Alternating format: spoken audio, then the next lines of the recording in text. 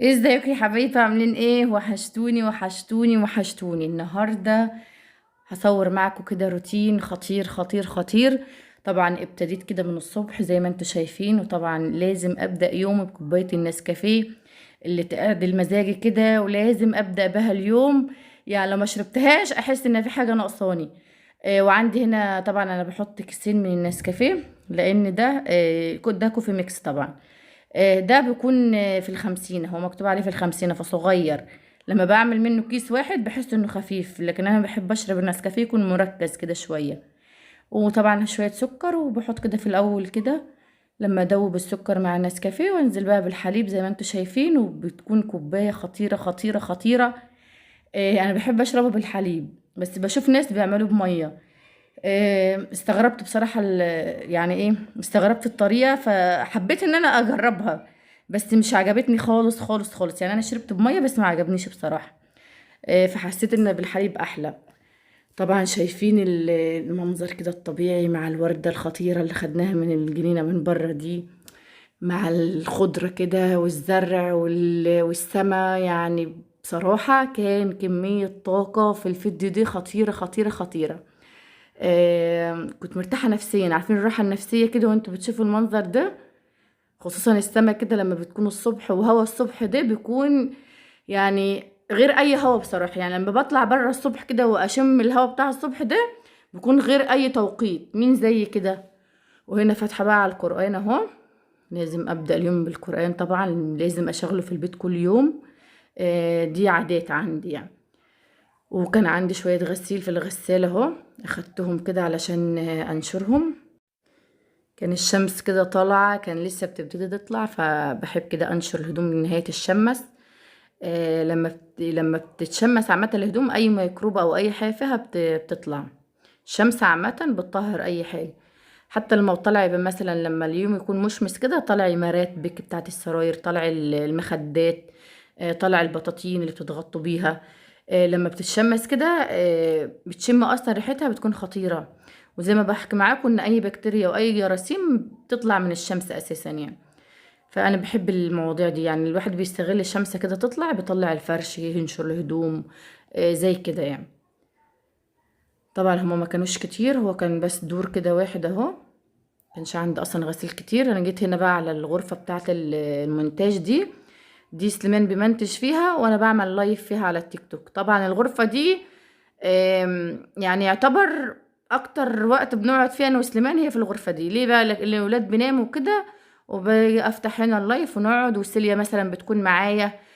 لو عايزة اكل حاجة اكلها كده وانا قاعدة هنا على الركنة دي. فبتتبهدل برضو منا، بتتبهدل منا انا وسيليا بالذات يعني. لكن سليمان مش ببهدلها، لان هو كده كده ما بيتحركش فيها، هو اخره المكتب بتاعه وخلاص على كده. لكن سيليا طول ما انا معاها تتحرك هنا وهنا، ولو بتاكل حاجة او لو بتلعب بحاجة كده يعني. طبعا شايفين تحت الركنة عامله ايه، حاجات بقى بتمشي كده والواحد بيكنس. فانا زقتها كده كويس وبكنسها وبمسح مكانها. زي ما احنا عارفين، تهيألي كل الانتريهات اللي في بيوتنا، كل الركن وكل الحاجات بتشيليها زي كده تلاقي تحتها بلاوي، صح؟ ده شيء طبيعي اساسا يعني. بالشرشوبة كده اهو بمسح. طبعا الشرشوبة دي فيها معطر وفيها ديتول وفيها المسحوق بتاع الغسيل، فحط كله على بعضه كده. حتى وانا بمسح كده كان ريحة الأرضية حلوة يعني، كنت شم كده الريحة وانا بعملها.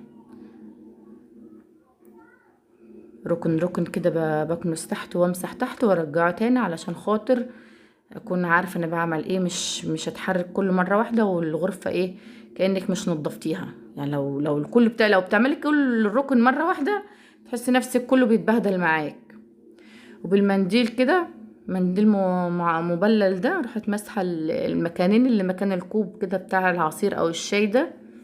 دي كده اكواب كده، اماكن يعني بتحط بها فيها الكوبايه وانت ماسكاها، بدل ما تمسكها في ايدك كنت قاعده تروح منزلاها فيها. كنسنا اهو. ودي برضو كراريس كده كان الولاد بيرسموا فيها. وسيليا مثلا لما بتكون مزهقانه ومش عارفه اعمل لها ايه، بروح جايبه لها قلم كده وكراسه تشخبط فيهم. بالنسبه لي دي احلى لعبه بصراحه. بالنسبة لي لما تمسك قلم وتشخبط في الكراسة كده احسن ما تمسك اي لعبة تانية تلعب بيها. كده خلاص مسحنا مكان الركنة ونظمناها تاني. نمسح بقى المكان اللي احنا اتحركنا فيه كده، اللي انا بتحرك فيه، علشان اي تراب اي حاجة كده تتمسح. يلا لو ما عملتش شغل البيت يلا كده اتحركي معايا وتشجعي كده، ده روتين تشجيعي علشان ما عملتلكمش اصلا الروتينات دي من زمان. فمعلش بقى، معلش لو مقصرة معاكم، بس ان شاء الله ارجع لكم بقوة على القناة دي. وهمتكم يلا عشان نوصل ل100,000 عليها كده، يعني بسرعة كده خلصوا كده، واحنا مش نستاهل يعني؟ حتى نعمل حفلة كده مع بعض ونجيب الدرع ونحتفل كده كلنا سوا. رجعت كده الترابيزات مكانها اهو. بس ما بحبش احط فيها حاجات كتير، اصلا الغرفة دي بحبها تكون فاضية كده زي ما انتوا شايفينها، يعني الركنة وخلاص، يعني مش عايزة املاها اي حاجات، والسجاد بتاعها وخلاص على كده. حس براحة بصراحة وهي كده. واشك حاجة ان انت اصلا لما تختاري السجاد تشتري كل السجاد نفس الشكل، يعني السجادة نفس الشكل والمشاية بتاعتها نفس الشكل زي ما انا مختارة كده. مش كتر الوان يعني في الغرفة او في الصالة عندك في الريسبشن، مش كتر الوان. كتر الالوان اصلا ما بتبقاش لطيفة، تحس ان الموضوع مش ظريف، فاهمة؟ يعني كتر الالوان مش مريح للعين. لكن لما تكوني موحدة الالوان زي كده تحب تبص على حاجة وتتفرجي عليها. كده خلاص خلصناها الحمد لله، ورشينا كده المعطر بتاعنا الخطير. نرجع نقفلها تاني علشان كده تكون معانا الموضوع تمام يعني. هنا بقى على الصالة، هي الصالة يعتبر مش متبهدلة لان انا يعني ايدي فيها دايما. وبرضه الولاد دايما بخليهم يرتبوا كده الانتريه ويعدلوا المخدات مكانهم. بس الترابيزة كانت عايزة تتمسح اهو مكان ايد الولاد كده، كان مثلا ما بيشربوا اي حاجة او يحطوا ايدهم على الازاز فبتطبع يعني. بس يعني هي مش فيها اي فكرة بصراحة، هي نظيفة. بس همشي كده مشيت طبعا فيها المكنسة. وبعد المكنسة اهو جيت كده بالشرشوبة اي حتة باينة من السيراميك دي همشي عليها الشرشوبة كده زي ما انتوا شايفين. بس عملتها بالمكنسة الاول لان المكنسة بتشفط اي تراب، اي تراب لو هو ايه كده بتشفطه، فكده احلى بصراحة. اهو تحت الكراسي كده واي حتة باينة زي ما حكيت معاكم من السيراميك بمشي عليها كده بالشرشوبة، تلمع كده ويبقى ريحتها حلوة وخلاص على كده هي نظيفة مش فيها اي اصلا فكرة يعني ولا فيها اي شغل. والانتريه من هناك مش انا اللي منظفاه على فكرة، الولاد هم اللي عاملينه، يعني هم اللي عادلين الفرشة بتاعة الانتريه كده ومنظمين المخدات. لان انا معوداهم دايما يعملوا كده. وخلاص على كده اهو. وعند المطبخ اهو، المكان ده اكتر مكان بيكون مطبع من الرجلين لولاد وكده، لان يعتبر المكان ده بنتحرك فيه على طول ورايح المطبخ وجاي من المطبخ، فهو المكان ده دايما كده بروح مسحاه يعني. حتى لما بمسح المطبخ احيانا ما بمسحوش بالشرشوبه زي كده، بحط فيه ميه كده مع معطر وديتول وبروح شده بالمساحه على المطبخ، لان انا بمسح المطبخ اصلا بالمساحه، ما بحبش امسحه بالشرشوبه خالص. مطبخ يعني بحب المية تبقى ماشية فيه كده زي الحمام، يعني أنا مستحيل الحمام همسحه بشرشوبة، دايما الحمام احب امسحه بالمساحة والمية تكون مية جارية كده فيه. فهو المطبخ عندي زي نفس الفكرة كده. طبعا العين دي انا عاملاها كده بسلوفان، مش بستخدمها، مش بحتاج يعني انا استخدمها، فعلشان ايه ما تتبهدلش معايا في الفاضي، يعني اي دهون اي زيوت اي حاجة تيجي عليها، فبريح نفسي وبروح عاملاها كده بالسلوفان زي ما انتوا شايفين كده. وهنا طبعا هولع كده بخور بعد ما كده خلصنا البيت كله كده، يعني مسحنا وظبطنا، فالمرحلة دي بقى مرحلة البخور علشان خاطر نشم كده الروائح الخطيرة. طبعا فاكرين البخور ده كان حبيبة قلبي ام سالم من السعودية، هي اللي كانت بعتهولي، ربنا يخلي لها اولادها يا رب وتشوفهم في اعلى المراتب كده، متحرمش منها ابدا ابدا ابدا. وكان ريحته خطيرة خطيرة خطيرة يا جماعة، بخور سعودي بقى يعني هنعوز ايه تاني؟ شايفين لما بخر كده البيت كله كده مع القرآن وهو شغال، مع الطاقة الإيجابية اللي انتوا شايفينها دي، حاجة كده تحفة. انا بحب اوصل للمرحلة دي يا جماعة، بحب اوصل للمرحلة دي فعلا يعني.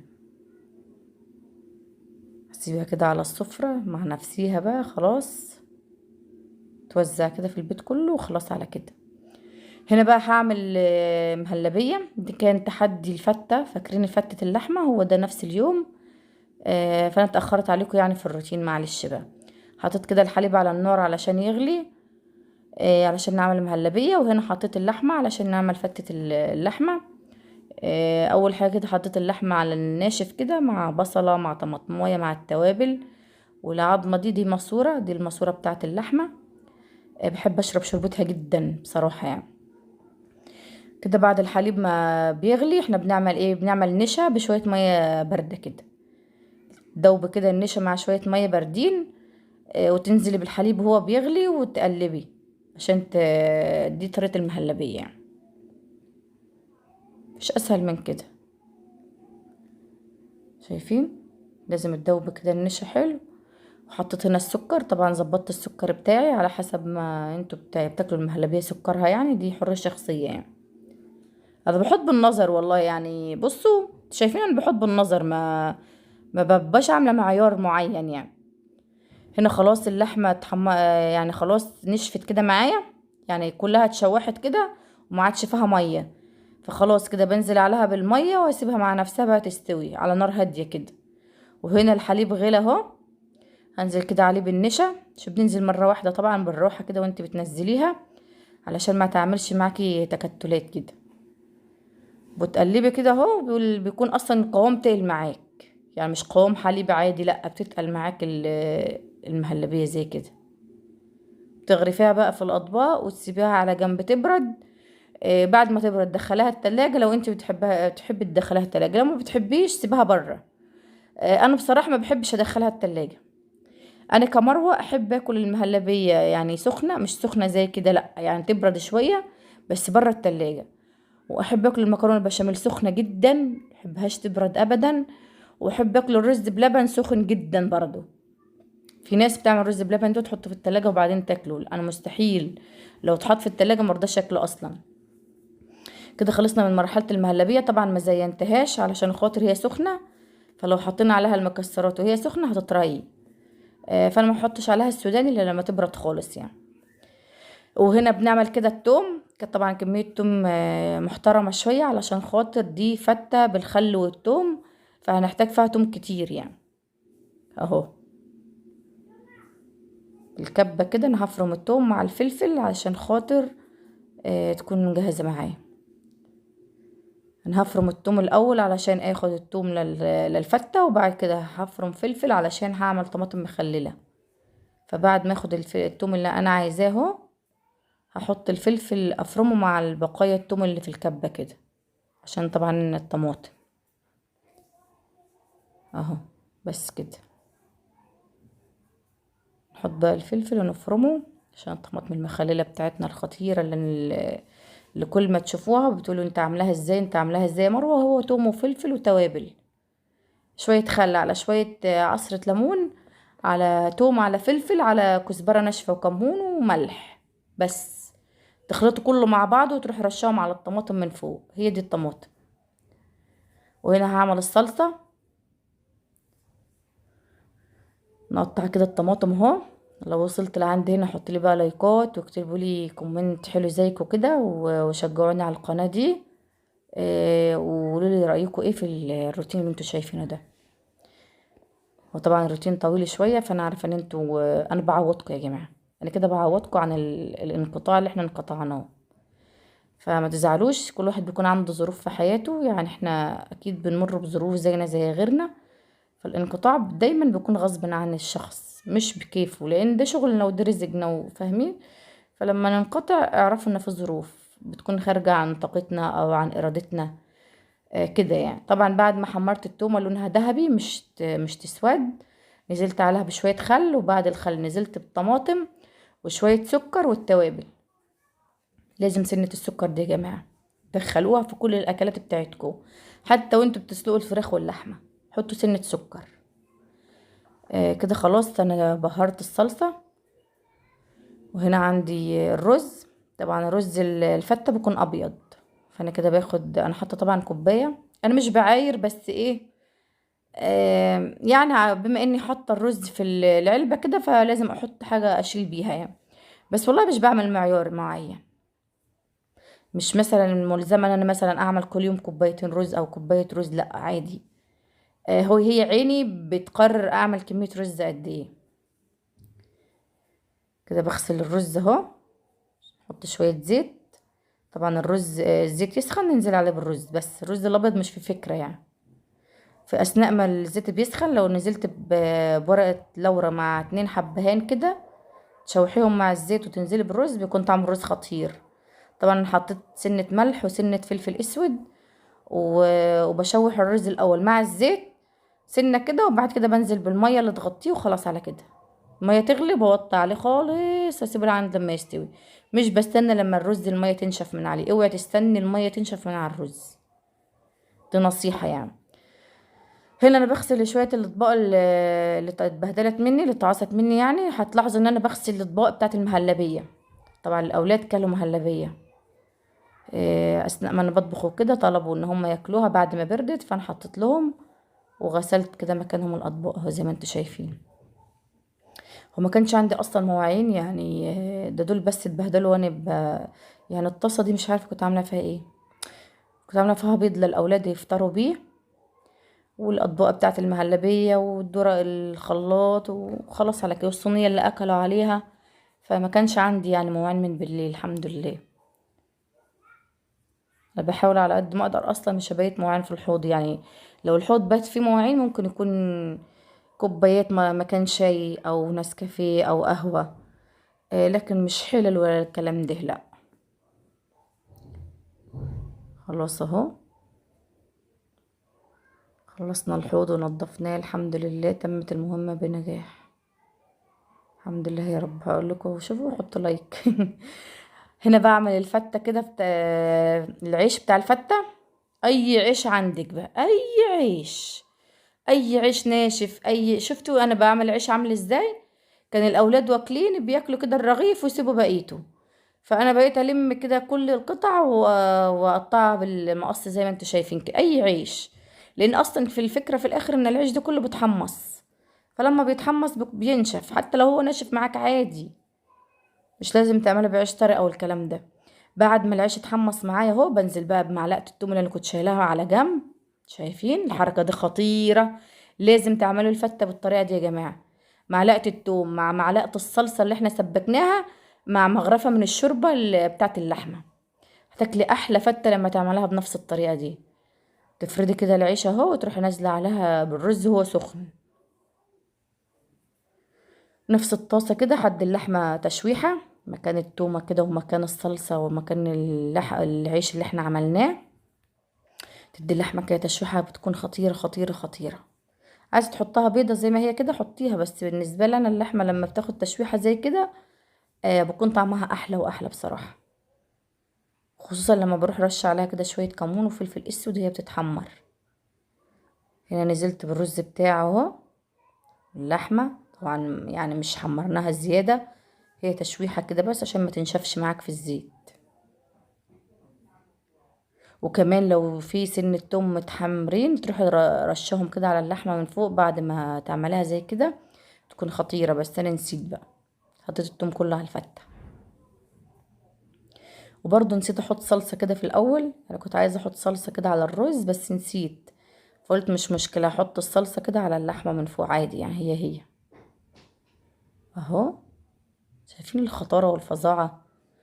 وبقية الصلصة احطها في طبق كده، علشان واحنا بناكل الفتة نحط صلصة على الفتة. وشوربة الماسورة الخطيرة الخطيرة اللي تاخدي منها معلقة كده تنزل في قلبك. والبهاريز اللي نازلة من الماسورة، شايفين دي بهاريز كده نازلة من الماسورة. يعني هنا كان عندي السودان والله متحمص وكل حاجة، بس ايه برضو قلت ادي تشويحة كده بسيطة في الطبق ده، بس مش طلعت بسيطة يعني. كان هيتحرق منه والله، هو اصلا مش كان محتاج ان هو ياخد اللون ده. فبعمله هنا علشان المهلبية. انا احب السوداني يكون بقرمش كده وفي طعم التحميص، فاهمه؟ فالسوداني ده كان فاضل عندي من العيد، كان بتاع العيد يعني. فحبيت اديه تشويحه كده في الطبق كده علشان خاطر احط على وش المهلبيه. كده خلاص. طبعا وش المهلبية دي عمل مني من المعلقة. احط كده السوداني. دول المهلبية اللي فضلت، لان انا زي ما بقول لكم الولاد اكلوا، فدي اللي فضلت يعني الاربع اطباق دول اللي فضلوا. والطماطم اهي.